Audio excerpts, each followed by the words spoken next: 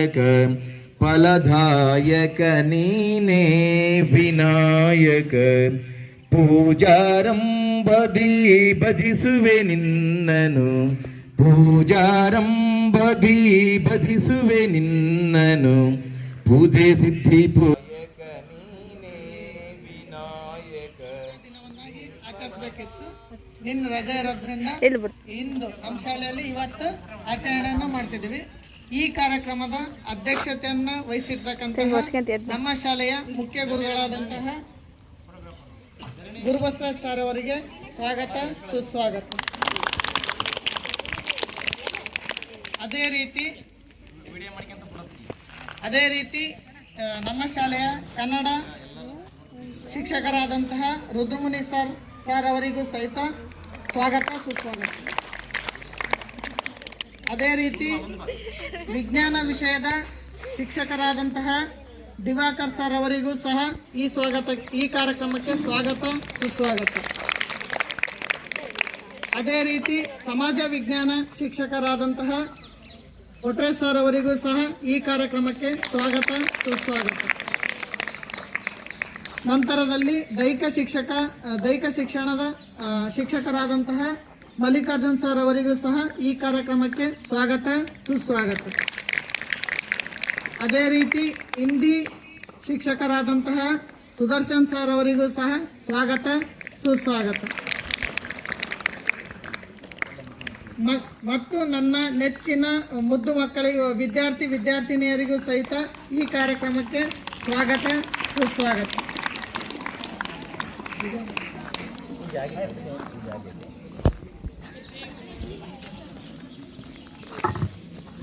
Okay, ಈ ಒಂದು ಕಾರ್ಯಕ್ರಮದಲ್ಲಿ ಉಪಸ್ಥಿತರಿರ್ತಕ್ಕಂಥ ಈ ಕಾರ್ಯಕ್ರಮದ ಅಧ್ಯಕ್ಷರು ಹಾಗೆಯೇ ನಮ್ಮ ಶಾಲೆಯ ಮುಖ್ಯ ಗುರುಗಳಾದಂಥ ಶ್ರೀತ ಹೇಳ್ತೀನಿ ನಮ್ಮ ಕಡ್ಡಿ ಗುರುಬಸವರಾಜ್ ಸರ್ ಅವರಿಗೆ ಸ್ವಾಗತವನ್ನು ಕೋರೋದ್ರ ಮೂಲಕವಾಗಿ ವೇದಿಕೆಯಲ್ಲಿ ಇರ್ತಕ್ಕಂಥ ಎಲ್ಲ ಶಿಕ್ಷಕ ಬಂಧುಗಳಿಗೆ ಆತ್ಮೀಯ ಸ್ವಾಗತವನ್ನು ಕೋರಿದಂಥ ಶ್ರೀತ ವಿನಾಯಕ್ ಅವರಿಗೆ ಕೂಡ ನಮ್ಮೆಲ್ಲರ ಪರವಾಗಿ ವೇದಿಕೆ ಪರವಾಗಿ ನಮ್ಮ ವೈಯಕ್ತಿಕವಾಗಿ ಗಣಿತದಿಂದ ಪ್ರತಿಯೊಂದು ವಿಷಯ ಕೂಡ ಮುನ್ನಡೀತಾ ಇದೆ.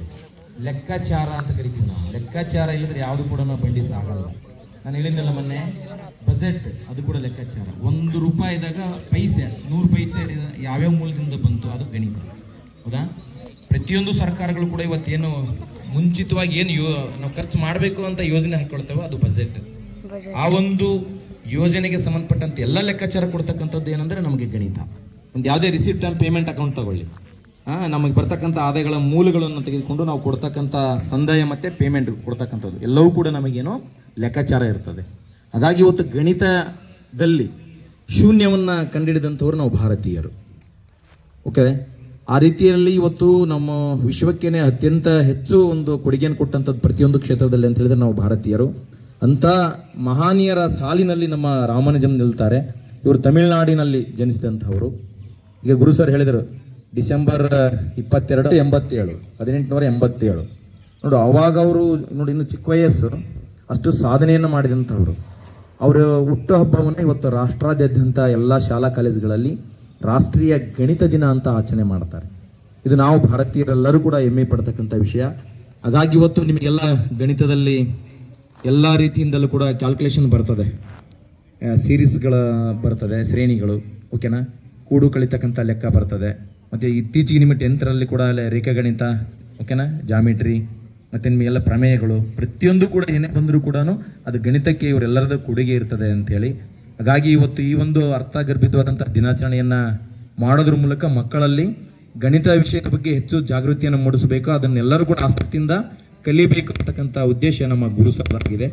ಹಾಗಾಗಿ ನಮ್ಮ ಗಣಿತ ವಿಭಾಗದ ಮುಖ್ಯಸ್ಥರಾದಂಥ ಗುರು ಸರ್ ಅವರಿಗೆ, ವಿನಾಯಕರವರಿಗೆ ತುಂಬ ಹೃದಯದ ಅಭಿನಂದನೆಯನ್ನು ಸಲ್ಲಿಸ್ತಾ, ಮಕ್ಕಳು ಇವತ್ತು ಬಹಳ ಚೆಂದಾಗಿ ಅಲ್ಲಿ ರಂಗೋಲಿಯನ್ನು ಬಿಡಿಸಿದ್ದಾರೆ. ಅವ್ರಿಗೆ 10ನೇ ತರಗತಿಯಲ್ಲಿ ಏನೋ ಒಂದು ಕಾಂಪಿಟೇಷನ್ ಆಗಿ ಬರ್ತದಲ್ಲ ಆ ಚಿತ್ರಗಳ ಇದು, ಅದನ್ನು ರಂಗೋಲಿ ರೂಪದಲ್ಲಿ ಅಲ್ಲಿ ಬಿಡಿಸಿ ಅದನ್ನು ಸ್ಪರ್ಧಾತ್ಮಕವಾಗಿ ಯಾಕೆ ಇದನ್ನು ಮಾಡಬೇಕು ಅಂತ ಅದನ್ನು ಕಲರ್ಫುಲ್ ಆಗಿ ಮಾಡಿದ್ದಾರೆ. ಪ್ರತಿಯೊಂದು ಶಾಲೆಯಲ್ಲಿ ಕೂಡ ಇವತ್ತು ಗಣಿತ ದಿನಾಚರಣೆ ದಿನ ಆ ಥರ ಮಾಡ್ತಾ ಹೋಗ್ತಾರೆ. ನಮ್ಮ ಶಾಲೆಯಲ್ಲಿ ಕೂಡ ವಿಶೇಷವಾಗಿ ಮಾಡಿರ್ತಕ್ಕಂಥದ್ದು ಭಾಳ ಹೆಮ್ಮೆ ತರ್ತಕ್ಕಂಥ ವಿಷಯ ಅಂತ ಹೇಳ್ತಾ, FLN ಬಗ್ಗೆ ಫಂಡಮೆಂಟಲ್ ಲರ್ನಿಂಗ್ ನ್ಯೂಮರಸಿ, ಓದು ಬರಹ ಲೆಕ್ಕ, ಗಣಿತ ವಿಷಯ ಶಿಕ್ಷಕರಾದಂಥ ಶ್ರೀಯುತ ವಿನಾಯಕರವ್ರು ಮಾತಾಡ್ತಾರೆ. ಅದಾದ್ಮೇಲೆ ಗುರು ಸರ್ ಮಾತಾಡ್ತಾರೆ. ಬನ್ನಿ, ನಿಮ್ಮ ವಿಷಯದಲ್ಲಿ ನೀವು ಹಂಚ್ಕೊಳ್ಳಿ ಸರ್ ನಿಮ್ಮ ಅನಿಸಿಕೆಯನ್ನು. ಮೊದಲನೇದಾಗಿ ಶ್ರೀನಿವಾಸ್ ರಾಮಾಂಜನ್ ಸರ್ ಅವರು ತಮಿಳುನಾಡಿನ ಈರೋಡ್ನಲ್ಲಿ 22 ಡಿಸೆಂಬರ್ 1887ರಲ್ಲಿ ಜನಿಸ್ತಾರೆ. ಇವರು ಗಣಿತ ವಿಷಯದಲ್ಲಿ ಅತ್ಯಂತ ಪ್ರಭಾವಿತರು ಮತ್ತು ಆ ವಿಷಯದಲ್ಲಿ ಪ್ರವೀಣರಾಗಿರ್ತಾರೆ. ಇವರು ಸಣ್ಣ ವಯಸ್ಸಿನಲ್ಲೇ ತಮ್ಮ ಮನೆಯನ್ನು ಬಿಟ್ಟು ಪ್ರಮೇಯಗಳನ್ನು ಅಭಿವೃದ್ಧಿಪಡಿಸೋದಾಗಿರ್ಬೋದು, ಪ್ರಮೇಯಗಳ ಮೇಲೆ ಹೆಚ್ಚು ಗಮನ ಹರಿಸ್ತಿರ್ತಾರೆ. ಅದೇ ರೀತಿ ತಮ್ಮ 14ನೇ ತ್ರಿಕೋನಮಿತಿ, ನೀವೇನು ಟಫ್ ಅಂತಿರಲ್ಲ, ತ್ರಿಕೋನಮಿತಿ ಅನ್ವಯ ಮತ್ತು ತ್ರಿಕೋನಮಿತಿ ಪ್ರಸ್ತಾವನೆ, ಅದರ 3 ಅಧಿಕಾರಿ ಇವರು. ನೀವೇನು ಆಗ್ಲಲ್ಲ ಅಂತಿರ್ತೀರಿ, ಸೈನ್ ಯಾ ಕಾಸು ಯಾ ಟ್ಯಾನು, ಬರೀ ಅವನ ಲೆಕ್ಕ ಕೊಡ್ತಾರೆ 3 ಮಾರ್ಕ್ಸಿಗೆ 4 ಮಾರ್ಕ್ಸಿಗೆ. ಇವತ್ತು ತ್ರಿಕೋನಮಿತಿಯನ್ನು ಅಭಿವೃದ್ಧಿಪಡಿಸಿರುವಂಥವ್ರು ಶ್ರೀನಿವಾಸ್ ರಾಮಾಂಜನ್ ಸರ್ ಅವರು. ಅದೇ ರೀತಿ ಇವರು ತಮ್ಮ 14ನೇ ವಯಸ್ಸಿನಲ್ಲಿಯೇ ತಮ್ಮ ಮನೆಯನ್ನು ತೊರೀತಾರೆ. ತಮ್ಮ ಮನೆಯನ್ನು ತೊರೆದು ಮದ್ರಾಸ್ನಲ್ಲಿ ತಮ್ಮ ಹೆಚ್ಚಿನ ಪದವಿಯನ್ನು ಪಡೆಯಕ್ಕೆ ಹೋಗಿರ್ತಾರೆ. ಅಲ್ಲಿ ಸಹಿತ ಇವರು ಬೇರೆ ಸಬ್ಜೆಕ್ಟ್ಗಳ ಕಡೆಗೆ ಹೆಚ್ಚೇನು ಕಾನ್ಸಂಟ್ರೇಷನ್ ಮಾಡಲ್ಲ. ಹಂಗಾಗಿ ಫೆಲೋ ಆಫ್ ಆರ್ಟ್ಸ್ ಅಂತೇಳಿ ಒಂದು ಪದವಿ ಬರ್ತೈತಿ, ಅಲ್ಲಿ ಇವರು ಅದನ್ನು ಪಡೆಯೋಕ್ಕಾಗಲ್ಲ. ಯಾಕಪ್ಪ ಅಂತೇಳಿದ್ರೆ ಇದು ಒಂದೇ ಸಬ್ಜೆಕ್ಟ್ ಓದಿಂದಂದ್ರೆ ಎಲ್ಲ ಸಬ್ಜೆಕ್ಟ್ ಓದ್ದಂಗೆ ಆಕತ್ತೆ ಇಲ್ಲ ಅಲ್ವಾ. ಅದೇ ರೀತಿ ಇವರು ಹೆಚ್ಚಾಗಿ ಬರೇ ಗಣಿತ. ಅದೇ ರೀತಿ ಆದ್ರಿಂದ ಬೇರೆ ಸಬ್ಜೆಕ್ಟ್ ಕಡೆಗೆ ಕಾನ್ಸಂಟ್ರೇಷನ್ ಮಾಡೋಕ್ಕಾಗಲ್ಲ. ಆದ್ರಿಂದ ಇವರು ಫೆಲೋ ಆಫ್ ಆರ್ಟ್ಸ್ ಅಂತೇಳಿ ಪದವಿಯನ್ನು ಪಡಿಲಿಕ್ಕೆ ಆಗಲ್ಲ.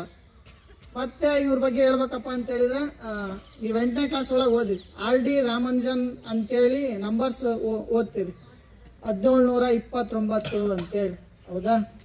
ಅದನ್ನೆಲ್ಲ ಅಭಿವೃದ್ಧಿ ಪಡಿಸಿರ್ತಕ್ಕಂಥವ್ರು ಶ್ರೀನಿವಾಸ್ ರಾಮಾಂಜನ್ ಸರ್ ಅವರು.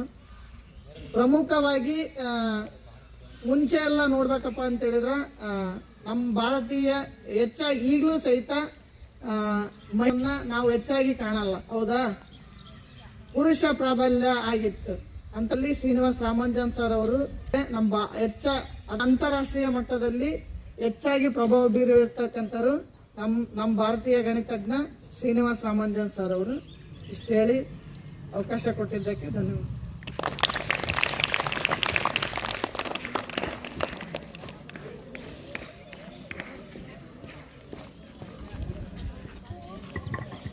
ನೋಡಪ್ಪ, ಮೂರ್ತಿ ಚಿಕ್ಕದಾದರೂ ಕೀರ್ತಿ ಭಾಳ ದೊಡ್ಡದನ್ನಂಗೆ ನಮ್ಮ ವಿನಾಯಕ ಭಾಳ ಸಿದ್ಧತೆ ಮಾಡ್ಕೊಂಡು ಬಂದಿದ್ದಾನೆ, ಭಾಳ ಅರ್ಥಗರ್ಭಿತವಾಗಿ ಮಾತಾಡಿರ್ತಕ್ಕಂಥದ್ದು. ನೀವು ಹೀಗೆ ಒಂದು ಕಾರ್ಯಕ್ರಮ ಐತಿ ಅಂದರೆ ಪೂರ್ವಭಾವಿಯಾಗಿ ಸರ್ ನಾನು ಮಾತಾಡ್ತೀನಿ ಅಂತ ಕಾಂಪಿಟೇಷನ್ ಬೆಳೀಬೇಕು. ಇರ್ತಕ್ಕಂಥ 295-300 ಹುಡುಗರಲ್ಲಿ ಒಬ್ಬರು ಕೂಡ ಹೇಳಿತ್ತು ಪೂರ್ವಭಾವಿಯಾಗಿ ಸಿದ್ಧತೆ ಆಗಬೇಕಿನ್ನು ಮುಂದೆ ಯಾವುದೇ ಫಂಕ್ಷನ್ ಇರಲಿ ನಿಮ್ಮಲ್ಲಿ ಬೆಳಿಬೇಕು ಆಸಕ್ತಿ. ನಾವು ಹೇಳಬಾರ್ದು ಅದು ಮಾತಾಡ್ರಿ ಅಂತ. ಕಾರ್ಯಕ್ರಮ ಎದಕ್ಕೆ ವಿಷಯ ಸಂಬಂಧಪಟ್ಟಿದೆ ನಾನು ಹೇಳಿದ್ದೀನಿ, ನಿಮಗೇನು ಗೊತ್ತಿಲ್ಲ ಹೇಳ್ರಿ, ನಾನು ಕರೆದು ನಿಮ್ಗೆ ರೆಡಿ ಮಾಡಿಸ್ತೀನಿ ಅಂತ. ಅದಕ್ಕೆ ಸಂಬಂಧಪಟ್ಟಂತೆ ನಾನು ಯಾವತ್ತು ಪ್ರಿಂಟ್ ತೆಗೆದು ಕೊಟ್ಟಿದ್ನೇ ಇಲ್ಲ. ನವಂಬರ್ 1 ದಿನ 14-15 ಪೇಜಿಗೆ ಕೊಟ್ಟಿದ್ದೆ. ಹಂಗೆ ನೀವು ಕೇಳಿದ್ರೆ ನಾನು PDF ಪ್ರಿಂಟ್ ತೆಗೆದು ಕೊಡ್ತೀನಿ. ಹೆಚ್ಚು ನೀವು ಮಾತಾಡೋದನ್ನು ಕಲ್ತರೆ ಮುಂದೆ ಭವಿಷ್ಯತ್ತಿನಲ್ಲಿ ನಿಮಗೆ ಒಳ್ಳೇದಾಗ್ತದೆ ಅಂತ ಹೇಳ್ತಾ, ಇನ್ನು ಮುಂದಿನ ಹಂತದಲ್ಲಿ ಭಾಳ ಹಿರಿಯರು, ಅನೇಕ ವರ್ಷಗಳ ಕಾಲ ಗಣಿತ ಬೋಧನೆಯನ್ನು ಮಾಡಿ ಅನುಭವಿಕರು, ಕುಂಬಳಿ ಶಾಲೆಯಲ್ಲಿದ್ದಾಗ ತಮ್ಮದೇ ಆದಂಥ ಚಾಪನ್ನು ಮೂಡಿಸಿ ಈ ಗಣಿತದ ವಿಷಯದ ಬಗ್ಗೆ ಒಂದು ಮಕ್ಕಳಲ್ಲಿ ಸಾಧನಾಯುಕ್ತವಾದಂತಹ ಸಂದೇಶ ಕೊಟ್ಟಂಥವರು ನಮ್ಮ ಶಾಲಾ ಮುಖ್ಯ ಗುರುಗಳು ಹಾಗೂ ಈ ಸಮಾರಂಭದ ಅಧ್ಯಕ್ಷರಾದಂಥ ನಮ್ಮ ಕಡ್ಲಿ ಗುರುಬಸವರಾಜ್ ಸರ್ ಅವರು ಕೂಡ. ಅದಕ್ಕಿಂತ ಪೂರ್ವದಲ್ಲಿ ನಮ್ಮ ಕೊಟ್ರೆ ಸರ್ ಅವರು 1-2 ನಿಮಿಷ ಮಾತಾಡ್ತಾರೆ. ಅದಾದ ಎಲ್ರಿಗೂ ಗಣಿತಜ್ಞ ರಾಮಾಂಜನ್ ಜನ್ಮ ದಿನಾಚರಣೆ ಶುಭಾಶಯಗಳು. ಸಮಾಜ ಮೇಷ್ಟ್ರದೇನಪ್ಪ ಗಣಿತದಾಗ ಅನ್ಕಂತಿರಲ್ಲ, ಇಲ್ಲ ಅನ್ಕೋಬೇಕಾಗತ್ತೆ. ಯಾಕಪ್ಪ ಅಂತ ಹೇಳಿದ್ರೆ ಅವರು ನೋಡಿ, ನಾನು ಲಾಸ್ಟ್ ಟೈಮಿಂದ ನೋಡಕತ್ತೀನಿ ಅವ್ರನ್ನ. ಯಾರನ್ನ ಲಾಸ್ಟ್ ಟೈಮ್ ರಫಿ ಸರ್ ತುಂಬಾ ಹೇಳಿದ್ದೆ ಅವ್ರ ಬಗ್ಗೆ, ಗೊತ್ತಲ್ಲ ನಿಮಗೆ. ಕೆಲವು ಆ ರೂಮಲ್ಲಿ ಫಂಕ್ಷನ್ ಮಾಡಿದ್ವಿ ನಾವು, ಹೌದಲ್ಲ. ಎಸ್, ಏನಂತ ಹೇಳಿದ್ರೆ ಅವ್ರು ಬದುಕಿದ್ದು ಕೇವಲ 33 ವರ್ಷ ಅಷ್ಟೇ. ಕೇಳಿದ ಅರ್ಥ ಆಗ್ತದೇನ? ಎಷ್ಟು ವರ್ಷ ಬದುಕಿದ್ದು? 1920 ಅವ್ರು ಸತ್ರು. ಕೇವಲ ಬದುಕಿದ್ದು 33 ವರ್ಷ. ಅದು 1920 ಸತ್ತಂಥ ವ್ಯಕ್ತಿ ಇವತ್ತೇನಾಗೇನಂತ ಹೇಳಿದ್ರೆ ಇಡೀ ಭಾರತದ ಗಣಿತಜ್ಞ ಆಗ್ಯಾನ.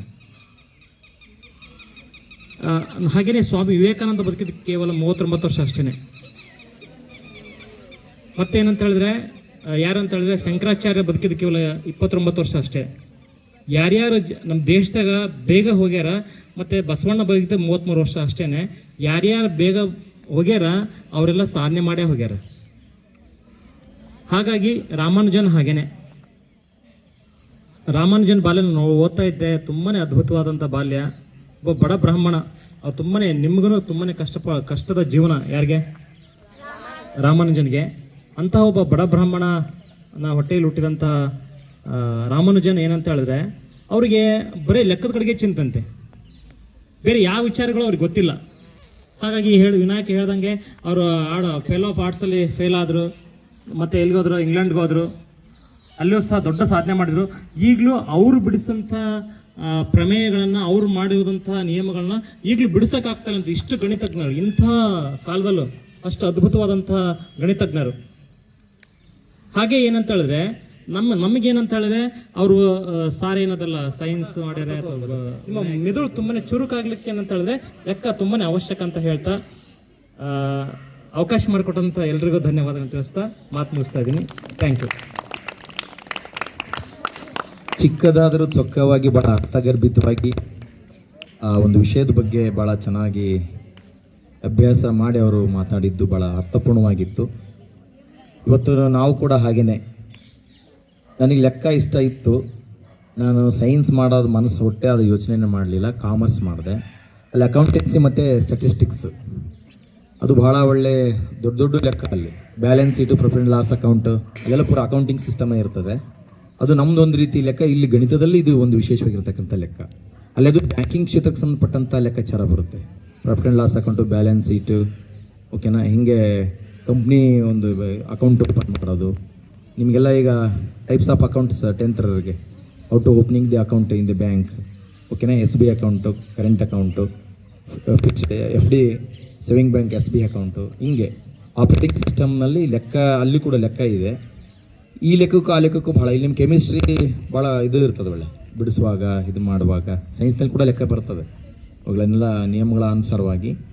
ಹಾಗೆ ಇವತ್ತು ನಮ್ಮ ಶಿಕ್ಷಣ ಕ್ಷೇತ್ರದಲ್ಲಿ ಎಲ್ಲ ವಿಷಯಗಳಲ್ಲಿ ವಿಶೇಷವಾಗಿ ನೀವು ಲೆಕ್ಕ ಚೆನ್ನಾಗಿ ಕಲಿತ್ರೆ ಮುಂದೆ ನೀವು ಸೈನ್ಸ್ ಆಯ್ಕೆ ಮಾಡ್ಕೊಂಡಾಗ ಅದ್ರಲ್ಲಿ ಈಸಿ ಆಗುತ್ತೆ, ಇಲ್ಲಾಂದ್ರೆ ಭಾಳ ಟಫ್ ಆಗ್ತದೆ. ಗಣಿತ ಅನ್ನೋದು ಕಲ್ತು ಬಿಟ್ರೆ ಭಾಳ ಸರಾಗವಾಗಿ ಸುಲಿದ ಬಾಳೆಹಣ್ಣಿನ ಹಾಗೆ ರೆಡಿಮೇಡ್ ಫುಡ್ ಈಸಿಯಾಗಿ ನೀವು ಕರಗತ ಮಾಡ್ಕೋಬೋದು. ಅದು ಪ್ರಮೇಯಗಳು ಆಗ್ಬೋದು, ಏನೇ ಆಗ್ಬೋದು, ಸೂತ್ರ ನಿಮಗೆ ತಿಳಿದಿಲ್ಲ ಅಂದರೆ ಲೆಕ್ಕ ಭಾಳ ತಲೆ ಹಿಡಿತದೆ. ಅದು ಟ್ಯಾಲಿ ಆಗೋ ತನಕ 1 ತಾಸು ಆಗ್ಬೋದು, 2 ತಾಸು ಆಗ್ಬೋದು, ಭಾಳ ಟೈಮ್ ಹಿಡಿತದೆ. ಅದು ಕಲಿಯುವಂಥ ವಿಧಾನ ಏನಿದೆಯಲ್ಲ, ಮೆಥಡ್, ಆ ಮೆಥಡ್ ಯೂಸ್ ಹೋದಾಗ ಮಾತ್ರ ಅದು ಲಾಸ್ಟಿಗೆ ಈಕ್ವಿಲಿಬ್ರಿಯಮ್ ಸಮ ಆಗುತ್ತೆ. ಅಲ್ಲಿ ತನಕ ಅದು ಲೆಕ್ಕ ಸಮಾಗವರೆಗೆ ಕೂಡ ನಿಮಗೆ ಲಾಗರಿಥಮ್ಸ್ ಬರ್ತದೆ. ಐತೇನು ಸರಿ ಲಾಗರಿಥಮ್ಸ್ PUC ಇದೆಯಲ್ಲ, ಈಗ ನಾವಿದ್ದಾಗ ನಮಗೆ ಇತ್ತು, ಲಾಗ್ ನೋಡ್ತಿದ್ವಿ. ಇಂದು ಪೇಜ್ ನಂಬರ್ನ ಬುಕ್ದಾಗ, ಗಣಿತ ಬುಕ್ದಾಗ ಲಾಸ್ಟ್ ಪೇಜೇ ಕೊಡ್ತಿರ್ತಾರೆ ಲಾಗರಿಥಮ್ಸ್. ಅದನ್ನು ನೋಡಿದಾಗ ಅಲ್ಲಿ ಗೊತ್ತಾಗೋದು, ಅಯ್ಯಪ್ಪ ಇದು ಬರೋ ತನಕ ನಾವು ಅಷ್ಟು ಕ್ಯಾಲ್ಕುಲೇಷನ್ ಮಾಡಬೇಕು. ಅರ್ಥಮೆಟಿಕ್ ಮೀನ್ ಮೀಡಿಯಮ್ ಮೋಡು ಅವೆಲ್ಲ 10th ಇದೆ ಸರ್. ಹಾಂ ಇದೆಯಲ್ಲ, ಇವೆಲ್ಲ ಏನು ಅಂದರೆ ಗಣಿತವನ್ನು ನೀವು ಕಲಿಯೋದ್ರಿಂದ ಮುಂದೆ ಭವಿಷ್ಯತ್ನಲ್ಲಿ ನಿಮಗೆ ಒಂದು ಬಿಸ್ನೆಸ್ ಮಾಡಲಿಕ್ಕೆ ಒಂದು ನಾಲೆಜ್ ಡೆವಲಪ್ಮೆಂಟ್ ಆಗ್ತದೆ. ಬರೀ ಮಗ್ಗಿ ಕಲ್ತು ಬಿಟ್ರೆ ಅಷ್ಟು ಜನರಾಗಲ್ಲ. ಎಲ್ಲ ಇನ್ನೋರ್ವ ಗಣಿತ ಶಿಕ್ಷಕರು, ಹಾಗೆಯೇ ಭಾಳ ಅನುಭವಿಕರು, ಹಿರಿಯರು, ಗಣಿತ MSc B.Ed ಮಾಡಿ ಅನೇಕ ಶಾಲೆಗಳಲ್ಲಿ ಕೂಡ ಅವರು ಭಾಳ ವರ್ಷ ಸರ್ವಿಸನ್ನು ಸಲ್ಲಿಸಿ ಇಲ್ಲಿ ಹಿರಿಯ ಶಿಕ್ಷಕರು ಮತ್ತು ಮುಖ್ಯ ಶಿಕ್ಷಕರಾಗಿ ನಮಗೆ ಈ ಶಾಲೆಯಲ್ಲಿ ಇದ್ದಾರೆ. ಅವರು ಇವತ್ತಿನ ದಿನದ ಬಗ್ಗೆ, ತಮ್ಮ ಗಣಿತ ವಿಷಯದ ಬಗ್ಗೆ ಸಂಪೂರ್ಣವಾಗಿ ತಮ್ಮ ಒಂದು ಅಧ್ಯಕ್ಷ ನುಡಿಯಲ್ಲಿ ತಮ್ಮ ಅನಿಸಿಕೆಯನ್ನು ಹಂಚಿಕೊಳ್ತಾ ಇದ್ದಾರೆ. ಸರ್, ಎಲ್ಲರಿಗೂ ರಾಷ್ಟ್ರೀಯ ಗಣಿತ ದಿನಾಚರಣೆಯ ಶುಭಾಶಯಗಳು.